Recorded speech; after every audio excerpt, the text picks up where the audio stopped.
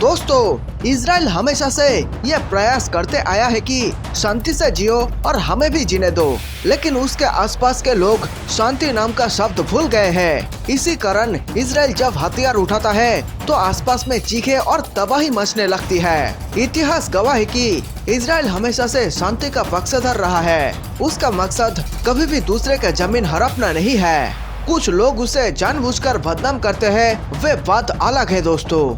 अब जरा आप खुद सोचिए, अगर मुगल शासन के समय आपके दादाजी को कोई कहता कि आप भारत छोड़कर चले जाइए क्योंकि ये तो आपका देश है ही नहीं, यह तो मुगलों का राज है, तो जरा 2 मिनट के लिए सोचिए कि उस वक्त आपके दादाजी क्या सोच रहे होंगे। जी हाँ दोस्तों, आपके दादाजी ठीक वैसा ही महसूस कर रहे होंगे जैसा कि किसी व्यक्ति को उसके घर से बाहर निकलकर सड़क पर भटकने के लिए छोड़ दो।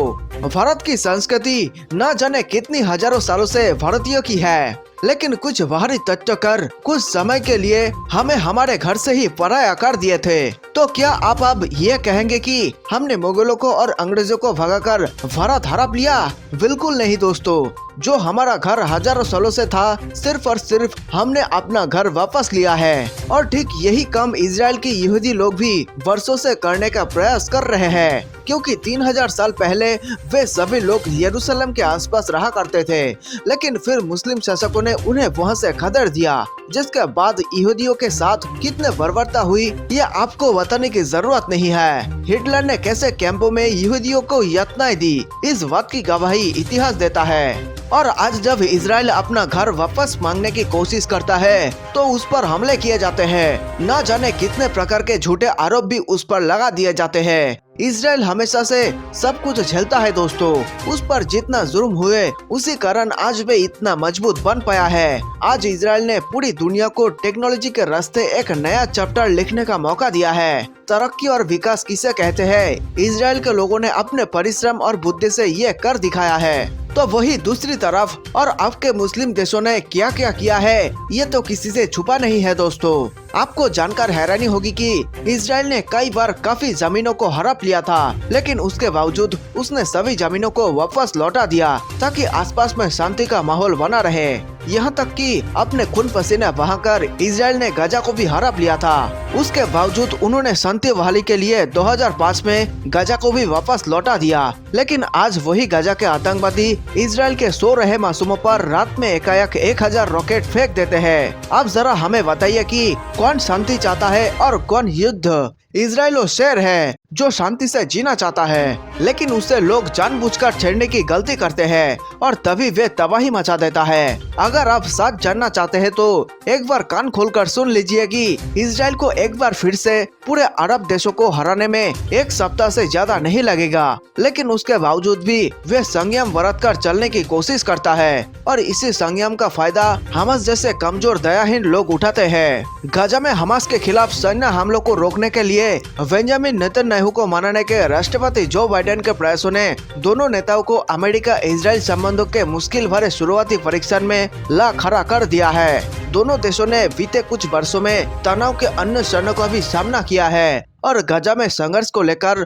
उनके मौजूदा मतभेदों ने एक ऐसी चुनौती खड़ी कर दी है जिससे बचने के लिए बाइडेन जी तौर कोशिश कर रहे थे। व्हाइट हाउस के मुताबिक बाइडेन ने नेतन्याहू को फोन कर बुधवार को कहा कि वे दिन समाप्त होने तक लड़ाई में महत्वपूर्ण रूप से कमी की उम्मीद कर रहे हैं, लेकिन प्रधानमंत्री तुरंत एक सार्वजनिक घोषणा के साथ सामने आई कि वे गजा अभियान को जारी रखने के लिए दृढ़ है जब तक कि उसका लक्ष्य प्राप्त न कर लिया जाए। नेतन्याहू ने यह जरूर कहा कि वे अमेरिकी राष्ट्रपति के समर्थन की सराहना करते हैं, लेकिन फिर भी कहा कि इजराइल आगे बढ़ेगा। बाइडेन ने इस बात के लिए अपना समय एवं ऊर्जा लगाने की उम्मीद नहीं की थी।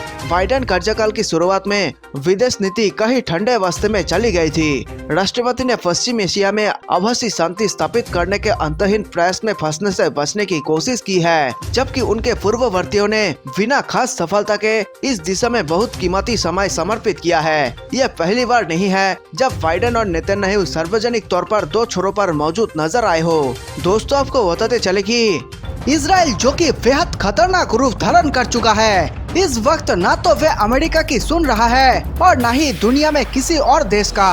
इसी बीच अब ये एक बड़ी खबर आ रही है कि इजराइल अपने दोस्त भारत का बात मान लिया है। जी हाँ दोस्तों, आपने ठीक सुना, जो इजराइल दुनिया में किसी की नहीं सुना, वे अब आखिरकार अपने दोस्त भारत की सुन लिया है।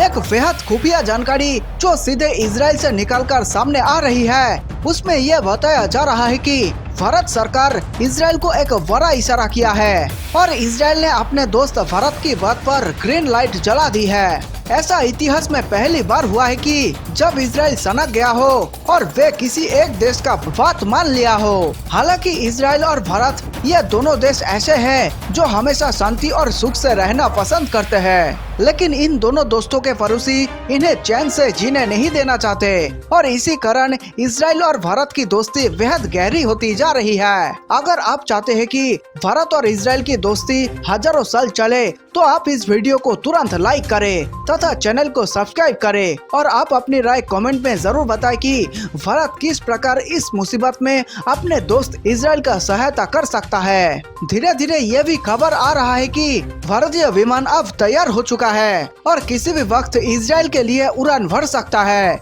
क्योंकि हमारा दोस्त इजराइल किसी भी मौके पर हमारा मदद करता आ रहा है। इसलिए हमने भी अपने सारे हथियार और मिसाइलें अपने दोस्त के लिए तैयार रखा है।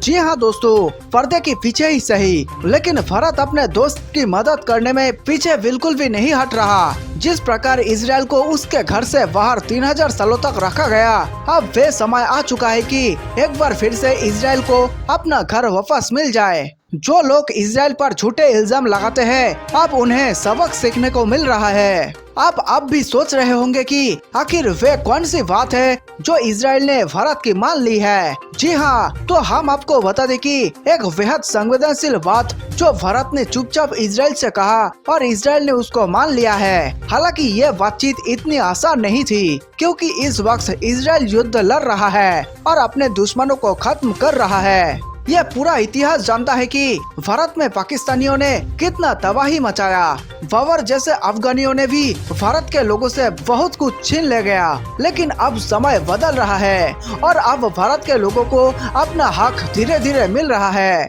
अगर आप एक बात पर गौर करेंगे तो आपको पता चलेगा कि भारत और इजराइल ये दोनों देश आज भी आतंकवाद के खिलाफ लड़ रहे हैं और यही वे शब्द है जो भारत और इजराइल को करीब लाकर खड़ा कर दिया है। और इसी कारण यह बात माना जा रहा है कि भारत ने इजराइल को कहा है कि किसी भी कीमत पर आतंकवाद को मत बख्शाना। जी हाँ दोस्तों, ठीक सुना आपने, भारत ने इजराइल को साफ साफ कहा है कि किसी भी कीमत पर आतंकवाद से समझौता मत करना मेरे दोस्त। भारत ने इजराइल को कहा कि हमास से आतंकवादियों के घर में घुसकर मारो, उसके लिए चाहे जो भी मदद चाहिए हम करने के लिए तैयार है। भारत ने इजराइल को यह भी कहा कि दोस्त जरा संभल कर हमला करना, कहीं मासूमों की जान न चली जाए। जिसके जवाब में इजराइल ने भी भारत को यह भरोसा दिलाया है कि वे एक एक आतंकियों को चुन चुन कर मारेगा और इजराइल ने भारत से यह वादा भी किया है कि वे एक भी बेकसूर को छुएगा तक नहीं। मतलब साफ है, इजराइल ने भारत की बात मान ली है और अब आतंकियों की खैर नहीं।